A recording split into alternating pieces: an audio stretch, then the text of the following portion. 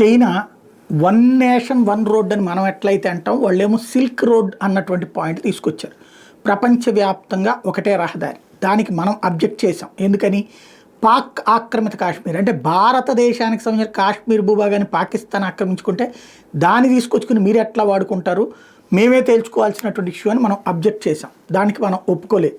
అయినా పాకిస్తాన్ ఒప్పుకుంది కాబట్టి కొనసాగిస్తున్నాడు. బట్ ప్రపంచవ్యాప్తంగా రోడ్డు వేయాలనుకున్న దానికి ఆల్టర్నేటివ్గా భారతదేశం ఇంకొక దారి చూపెట్టింది. యూరప్ దేశాలను అరబ్ దేశాలతో కలిపి ఇప్పుడు అమెరికా అధ్యక్షుడు ట్రంప్ ఇంకొక మార్గం చూపెడుతున్నాడు. ఏది ఫైనల్ అవుతుందో తెలియదు. బట్ ఇప్పటికే లక్షల కోట్లు పెట్టుబడి పెట్టినటువంటి చైనాకి పెద్ద చావు దెబ్బ. చైనా డ్రీమ్ ప్రాజెక్ట్ అయినటువంటి సిల్క్ రోడ్ ప్రాజెక్ట్ నుండి అధికారికంగా ఇటలీ వైదొలిగింది.